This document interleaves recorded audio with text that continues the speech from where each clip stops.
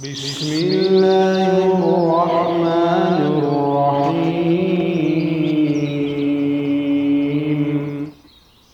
الحمد لله رب العالمين۔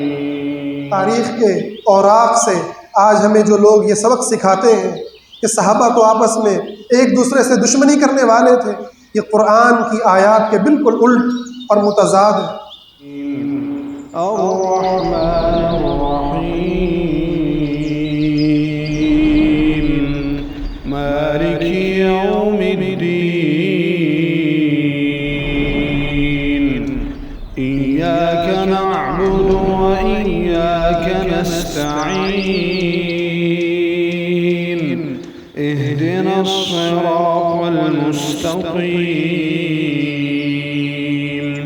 صراط الذين أنعمت عليهم غير المغضوب عليهم۔ وأشهد أن لا إله إلا الله وحده لا شريك له وأشهد أن محمدا عبده ورسوله، أما بعد فإن أحسن الحديث كلام الله وخير الهدي هدي محمد صلى الله عليه وسلم وشر الأمور محدثاتها وكل محدثة بدعة وكل بدعة ضلالة وكل ضلالة في النار۔ أعوذ بالله السميع العليم من الشيطان الرجيم۔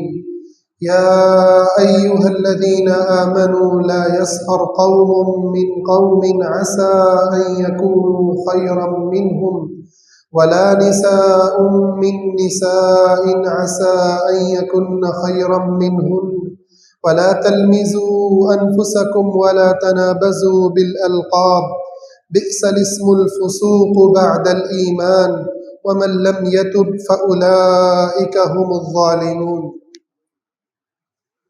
تمام کی تمام تعریفیں اللہ رب العالمین کے لیے ہیں، جو اس پوری کائنات کا تن تنہا خالق، مالک، رازق ہے، جس نے آسمان کو چھت بنایا، اس زمین کو فرش بنایا، انسان کو ہر وہ نعمت عطا فرمائی جس کی اس کو ضرورت ہے۔ وَإِن تَعُدُّوا نِعْمَةَ اللَّهِ لَا تُحْصُوهَا، اس کی اتنی نعمتیں ہیں کہ تم گننا چاہو تو گن نہ پاؤ۔ درود و سلام ہو جناب محمد مصطفیٰ صلی اللہ علیہ وسلم کی ذات اقدس پر، جنہوں نے ہمیں کفر اور شرک کے اندھیروں سے نکال کر اللہ کی توحید اور ایمان کے نور سے ہمارے دلوں کو بھر دیا، ہمیں اللہ رب العزت کی وحدانیت کا سبق دیا، شرک سے منع کیا، جنت کی راہ دکھلائی اور جہنم کے راستے سے بچایا صلی اللہ علیہ وسلم۔ میرے بھائیوں، آج کے ہمارے جمعے کا موضوع ہے انسانی جذبات کی شریعت اسلام کے اندر کیا اہمیت ہے۔ دین اسلام کا بنیادی رکن اللہ کی توحید ہے۔ ہم دیکھتے ہیں کہ اللہ کی توحید میں اللہ رب العزت نے انسانی احساسات اور جذبات کو مخاطب کیا ہے۔ اللہ رب العزت انسان کو اس کائنات پہ غور کرنے کی دعوت دیتا ہے۔ اس آسمان کو دیکھو، اس زمین کو دیکھو، یہاں گڑے ہوئے پہاڑوں کو دیکھو، بہتے ہوئے دریاؤں کو دیکھو، سمندروں کو دیکھو، برستی بارشوں کو دیکھو اور اگتے نباتات کو دیکھو۔ ہے کوئی اللہ کے سوا جو کوئی یہ کچھ کرنے پر قادر ہو؟ اِلٰہٌ مع اللہ، کیا اللہ کے سوا کوئی معبود ہے، کوئی خدا ہے، کوئی کارساز ہے، کوئی مشکل کشا ہے، کوئی حاجت روا ہے، کوئی کرنی والا ہے، جس کے ہاتھ میں آسمان اور زمین کا یہ نظام ہو، جس کے حکم سے سورج نکلتا اور غروب ہوتا ہو، چاند اور تارے چمکتے اور دمکتے ہوں، جس کے حکم میں انسانوں کی جانیں ہوں، انسانوں کے دل ہوں، پلکتی جھپکتی پلکیں ہوں، دھڑکتے دل ہوں؟ اللہ کے سوا ہے کوئی؟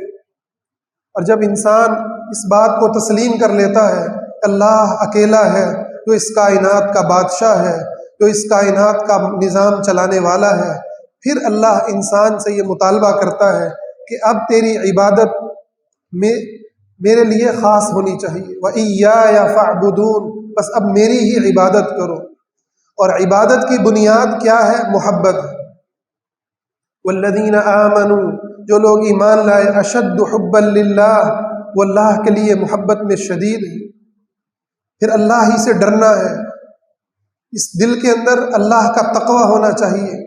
اس لیے نبی کریم صلی اللہ علیہ وسلم نے اپنے دل کی جانب اشارہ کر کے فرمایا التقوی ہا ہنا، ایمان کا مرکز یہ دل ہے، تقوی کا مرکز یہ دل ہے۔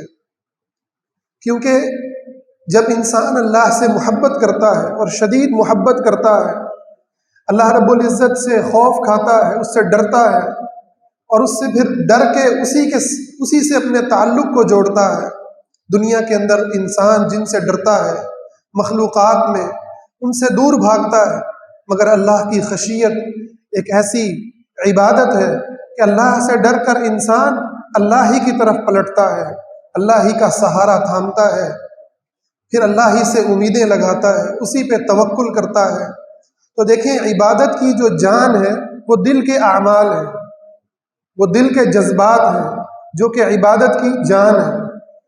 اسی لیے ہر وہ عبادت جس کے پیچھے نیت نہ ہو، اخلاص نہ ہو، وہ عبادت رد ہے، وہ مردود ہے، وہ اللہ کے ہاں قابل قبول نہیں۔ حتیٰ کہ کوئی شخص اللہ کے راستے میں شہید ہی کیوں نہ ہو جائے، اگر اس نے اللہ کی رضا نہیں چاہی، اللہ کی محبت نہیں چاہی، وہ اللہ کی جنت کے لیے نہیں کٹا، تو پھر روز قیامت جہنم میں ڈال دیا جائے گا۔ جیسا کہ نبی کریم صلی اللہ علیہ وسلم نے فرمایا، ایک شہید کو، ایک عالم کو اور ایک سخی کو لایا جائے گا اور ان سے ان کے اعمال کے بارے میں پوچھا جائے گا، اور وہ کہیں گے کہ ایک کہے گا اے اللہ میں تیری راہ میں شہید ہو گیا، ایک کہے گا تیری راہ میں مال لٹا دیا، اور ایک کہے گا تیرے دین کا علم حاصل کیا اور اس کی طرف دعوت دی۔ اللہ رب العزت فرمائے گا نہیں، یہ میرے لیے نہیں کیا، دنیا میں نام کمانے کے لیے کیا اور وہ تم نے پا لیا، اور سب سے پہلے جہنم کے اندر ان کو ڈالا جائے گا۔ تو دل کی نیت، دل کے اعمال یہ بڑی بنیادی اہمیت رکھتے ہیں اللہ کی توحید میں۔ اسی طریقے سے نبی کریم صلی اللہ علیہ وسلم سے محبت، آپ صلی اللہ علیہ وسلم سے تعلق، یہ ایمان کی بنیاد ہے، یہ ایمان کی بنیاد ہے۔ آپ صلی اللہ علیہ وسلم عمر رضی اللہ عنہ سے پوچھتے ہیں تمہیں سب سے زیادہ محبوب کون ہے؟ تو وہ اپنے نفس کے بعد کہتے ہیں آپ مجھے سب سے زیادہ محبوب ہیں، میری جان کے بعد آپ مجھے سب سے زیادہ محبوب ہیں۔ آپ فرماتے نہیں عمر یہ ایمان نہیں۔ عمر رضی اللہ عنہ فرماتے ہیں اے اللہ کے رسول، مجھ پر، آپ پر میرے ماں باپ قربان، آپ مجھے اپنی جان سے بھی زیادہ عزیز ہیں، پیارے ہیں۔ آپ فرماتے ہیں ہاں اب عمر۔ تو آپ صلی اللہ علیہ وسلم سے محبت کرنا وہ عبادات کی جان ہے۔ جس دل میں آپ صلی اللہ علیہ وسلم سے محبت نہ ہو وہ دل ایمان سے خالی ہے۔ اسی طرح سے اہل بیت، صحابہ کرام رضوان اللہ اجمعین، تابعین، تبع تابعین، اس امت کے اولیاء، علماء، صلحاء، ان سے محبت رکھنا یہ ایمان کی بنیاد ہے، یہ ایمان کی اساس ہے۔ اسی طرح سے کتاب و سنت میں مسلمانوں کے آپس میں تعلقات کو، اس کے اندر بھی اللہ رب العزت نے انسانی جذبات اور انسانی احساسات کو بہت اہمیت دی۔ آپ صلی اللہ علیہ وسلم نے فرمایا مسلمان وہ ہے جس کے ہاتھ اور زبان سے دوسرے مسلمان محفوظ ہوں۔ اس بارے میں ایک بات کو اچھے طریقے سے ذہن نشین کر لیجئے کہ یہ حکم صرف بالغ لوگوں کے لیے نہیں ہے، یا صرف مردوں کے حوالے سے نہیں ہے، یا صرف مسجد میں نماز پڑھنے والوں کے حوالے سے نہیں ہے۔ یہ حکم بچوں کے لیے بھی ہے، یہ عورتوں کے لیے بھی ہے، یہ ہمارے گھروں میں موجود بیویوں، ماؤں اور بہنوں کے لیے بھی ہے کہ مسلمان، سب سے بہتر مسلمان کون ہے؟ جس کے ہاتھ اور زبان سے دوسرے مسلمان محفوظ ہوں۔ ہم سمجھتے ہیں کہ یہ صرف مسجد میں جو نمازی ہیں یا جو میرے برابر کے ہم عمر لوگ ہیں یہ ان کے لیے ہے۔ اپنے بچوں کے ساتھ تعلقات کے اندر یہ حدیث کو ہم بھول جاتے ہیں۔ آپ صلی اللہ علیہ وسلم نے بچوں کو صرف نماز کے معاملے میں حکم دیا کہ جب 10 سال کے ہو جائیں اور پھر بھی نماز نہ پڑھیں تو ان کو مارو، نماز کے لیے مارو۔ یہ نہیں ہے کہ گھر میں آج ہوم ورک نہیں کیا تو بچے کی پٹائی ہو رہی ہے، آج کوئی چیز توڑ دی تو اس کو مار پڑ رہی ہے۔ یہ اسلام کی تعلیم نہیں ہے، بلکہ کیا فرمایا، تم میں مسلمان وہ ہے جس کے ہاتھ اور زبان سے دوسرے مسلمان محفوظ ہوں۔ بچے کو لعنتیں دے رہے ہیں، مائیں کوسنے دے رہی ہیں، باپ اس کو گالی دے رہا ہے، یہ اللہ رب العزت کی دین کی صریح مخالفت ہے۔ اسی طریقے سے آپ صلی اللہ علیہ وسلم نے فرمایا کہ جب تم میں سے کوئی کسی سے محبت کرتا ہو تو وہ اس کو بتا دے کہ میں اللہ کے لیے تم سے محبت کرتا ہوں۔ یہ کیوں فرمایا؟ کیونکہ جب کسی انسان کسی سے تعلق رکھتا ہے، خصوصی تعلق رکھتا ہے، پھر دوسرے انسان پر بھی ذمہ داری ہے کہ وہ اس کے جذبات کا خیال کرے، وہ اس کے حوالے سے اپنے دل کے اندر محبت کو جگہ دے۔ اس لیے فرمایا اس کو بتا دو میں تم سے اللہ کے لیے محبت رکھتا ہوں، اور اس محبت کا اللہ رب العزت کے ہاں کتنا بڑا مقام ہے۔ نبی کریم صلی اللہ علیہ وسلم فرماتے ہیں کہ ایک شخص اپنے گاؤں سے چلا، اپنے علاقے سے چلا، اور دوسرے علاقے میں اپنے مسلمان بھائی سے ملنے کے لیے جاتا ہے۔ اللہ رب العزت راستے میں اس کے پاس ایک فرشتے کو بھیجتے ہیں، وہ اس سے پوچھتا ہے تم اس کی طرف جا رہے ہو، کیا تمہاری کوئی دنیاوی ضرورت ہے، کوئی قرض ہے، کوئی احسان ہے جس کا بدلہ چکانا ہے؟ وہ کہتا ہے نہیں، میں صرف اللہ کے لیے اس سے محبت کرتا ہوں۔ تو آپ صلی اللہ علیہ وسلم نے فرمایا کہ اللہ نے اس فرشتے کو یہ پیغام دیا کہ تم جا کر اس کو بتاؤ کہ تمہارا رب بھی تم سے محبت کرتا ہے۔ تو اللہ کے لیے محبت کرنا، نبی کریم صلی اللہ علیہ وسلم نے فرمایا جب کوئی شخص اللہ کے لیے کسی سے محبت کرتا ہے تو اللہ رب العزت جبریل امین کو فرماتے ہیں کہ میں اس شخص سے محبت کرتا ہوں، تم بھی اس سے محبت کرو، اور جبرائیل امین فرشتوں کو کہتے ہیں، اور پھر ساری زمین میں اس کی محبت ڈال دی جاتی ہے۔ آج کے اس دور میں، ٹیکنالوجی کے، خواہشات کے اس دور میں، ہم ان جذبات سے، احساسات سے عاری ہوتے چلے جا رہے ہیں۔ اللہ کے لیے محبت کرنا، مل کر بیٹھنا، وقت گزارنا، اور اس میں صرف یہ نہیں کہ قرآن مجید کی تعلیم ہو رہی ہے، ہر وقت ذکر ہے، اذکار ہے، نہیں، حضرات صحابہ کرام رضوان اللہ اجمعین مسجد نبوی میں بیٹھتے اور ایام جاہلیت کے دنوں کو یاد کرتے، ایام جاہلیت کو یاد کرتے، اور ایک دوسرے کے ساتھ خوش گپیاں کرتے اور ہنستے، جبکہ آپ صلی اللہ علیہ وسلم اس مجلس میں موجود ہوتے، آپ صرف مسکرا دیتے، آپ مسکرا دیتے۔ تو مسلمانوں کا آپس کے اندر اکٹھے بیٹھنا، خوش گپیاں کرنا، خاندانوں کے مابین تعلقات کا ہونا، اکٹھے سفر کرنا، تفریح کرنا، ہنسی مذاق کرنا، یہ اللہ رب العزت کی عبادت ہے، یہ اللہ رب العزت کے لیے محبت ہے، جس کو آج کی جدید تہذیب مسلسل ختم کیے جا رہی ہے، اور انفرادیت بڑھ رہی ہے۔ ہر شخص اپنے نفس، اپنی خواہشات کو پورا کرنے کی تگ و دو میں ایسا مصروف ہے کہ وہ اپنے رب تعالیٰ کے لیے اپنے جذبات، مسلمانوں سے اچھے تعلقات سے محروم ہوتا جا رہا ہے۔ اسی طریقے سے نبی کریم صلی اللہ علیہ وسلم نے فرمایا کہ مسلمان کو مسکرا کر کے ملنا صدقہ ہے، مسکرا کر کے ملنا صدقہ ہے، چاہے یہ آپ کا مسکرانا آپ کے بچوں کے لیے ہو، آپ کی بیوی کے لیے ہو، والدین بہن بھائیوں کے لیے ہو، یا مسجد میں آنے والے نمازیوں کے لیے ہو، یا کولیگز کے لیے ہو، ان تمام لوگوں کے لیے مسکرانا، مسکرا کر کے ملنا صدقہ ہے۔ ہم اپنے کلچر کو دیکھیں، ہمارے ہاں کیا ہوتا ہے کہ آدمی اپنے دوستوں میں بہت خوش گپیاں کر رہا ہوگا، گھر آتے ہی اس کا چہرہ سپاٹ ہے۔ اپنے بچوں کے ساتھ بہت سے ایسے لوگ ہیں جو آج بھی اپنے بچوں سے فاصلہ رکھتے ہیں، اپنے بچوں کو اپنے سے دور رکھتے ہیں۔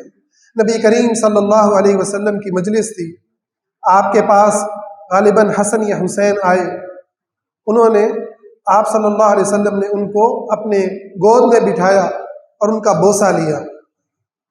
تو ایک صحابی وہاں موجود تھے، انہوں نے کہا کہ میں نے تو کبھی اپنے بچوں کا بوسہ نہیں لیا۔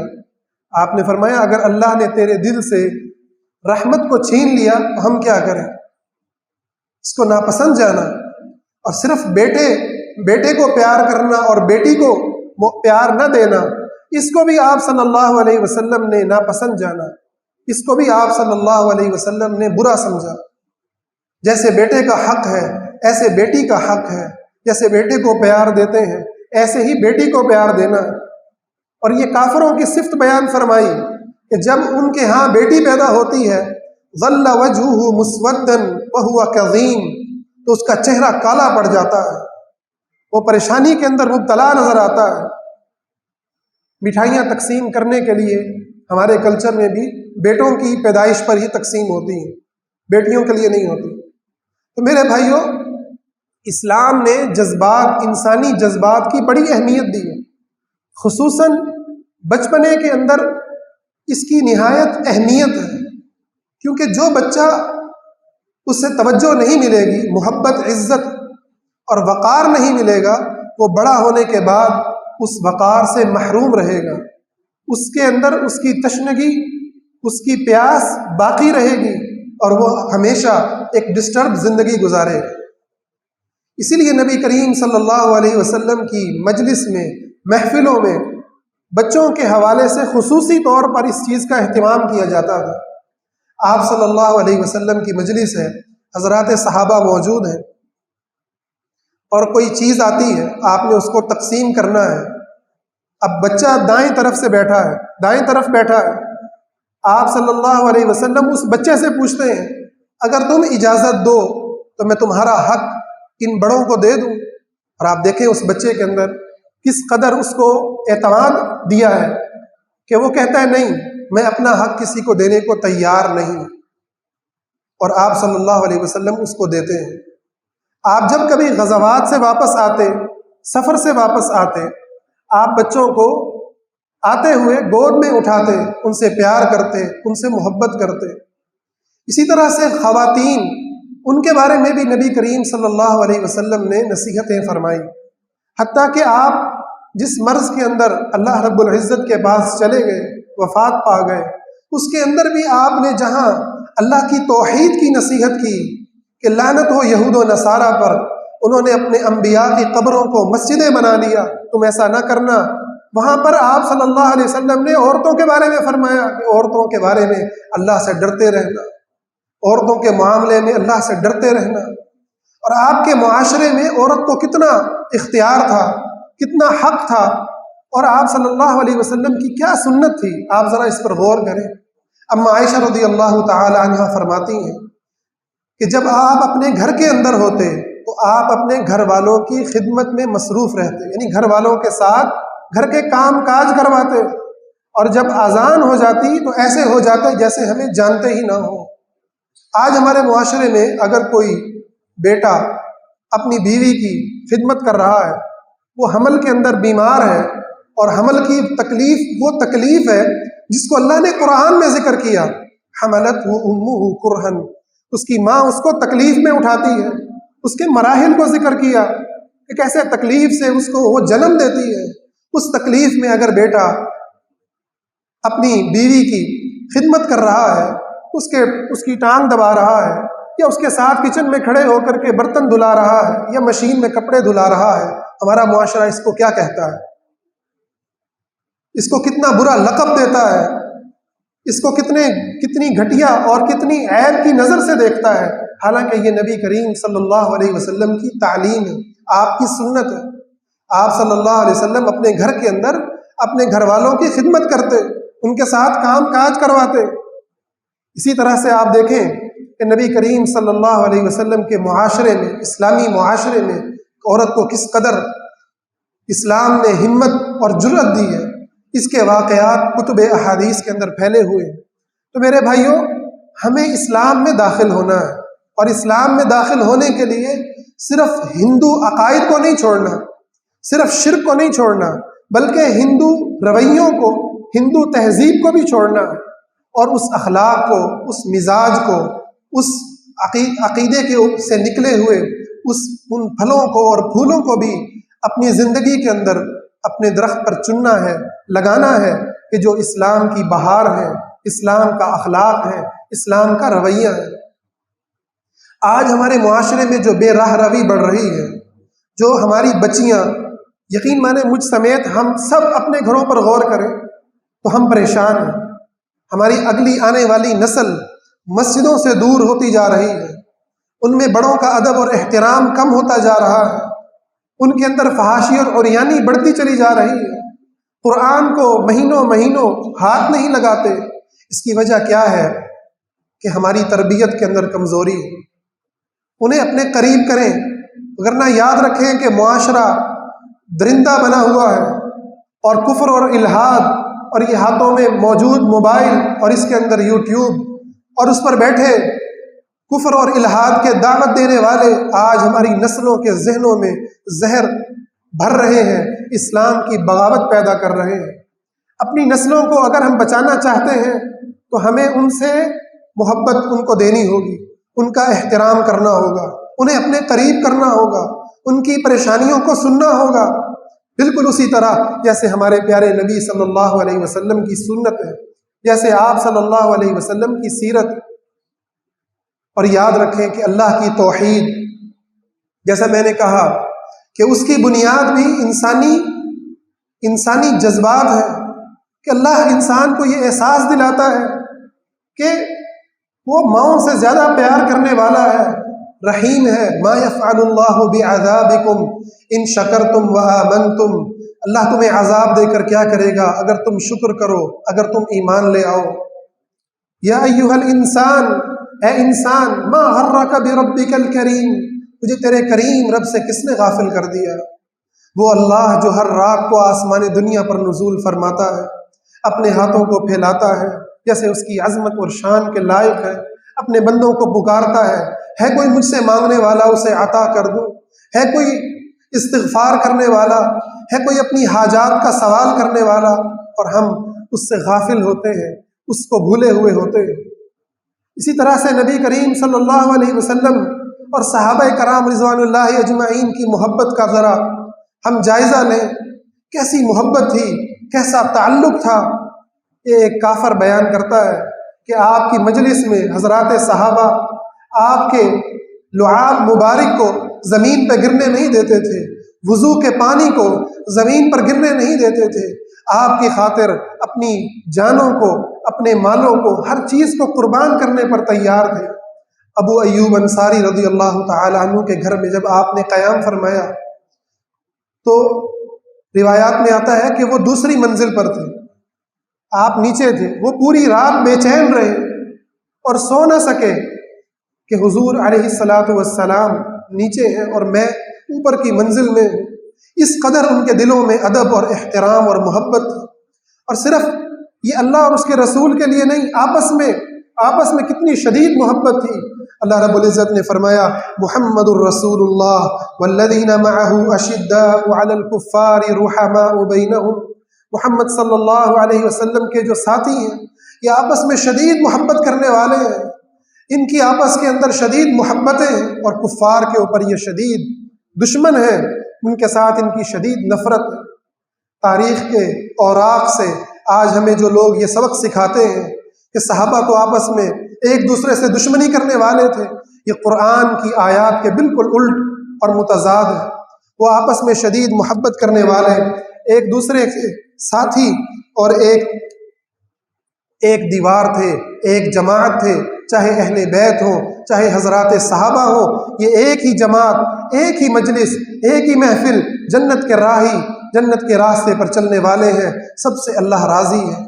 میرے بھائیوں، ہمیں بھی ایسی ہی محبتیں کرنی ہیں، اپنی مسجدوں کو آباد کرنا ہے، مسجدوں کے اندر آنے والوں کا آپس میں تعلق ہو، ایک دوسرے سے خاندانوں کا تعلق ہو، اپنے خاندانوں کے درمیان اچھے تعلقات ہوں، اپنے بیوی بچوں سے، اپنے ماں باپ، اپنے رشتہ داروں سے تعلقات ہوں۔ یہ اللہ رب العزت نے ہم پر ذمہ داری ڈالی ہے، اس کے بارے میں روز قیامت سوال ہوگا، صلہ رحمی کا سوال ہوگا، اور اس سب کو بھول کر صرف اپنے جسم کی خواہشوں کو پورا کرنا اور اپنے نفس کی خواہشات کو پورا کرتے چلے جانا، اور جو وقت بچے وہ موبائل کے اوپر اور اللہ کی نافرمانی کے کاموں میں گزار دینا، یہ بہت بڑا خسارہ ہے۔ اللہ سے دعا ہے اللہ ہمارے گھروں کو، ہمارے معاشرے کو، ہمارے ملک کو اور ساری زمین کو امن کا گہوارہ بنائے، ایمان کا گہوارہ بنائے۔ اللہ ہمیں کفر سے محفوظ فرمائے اور توحید پر ہمارا خاتمہ فرمائے، آمین یا رب العالمین۔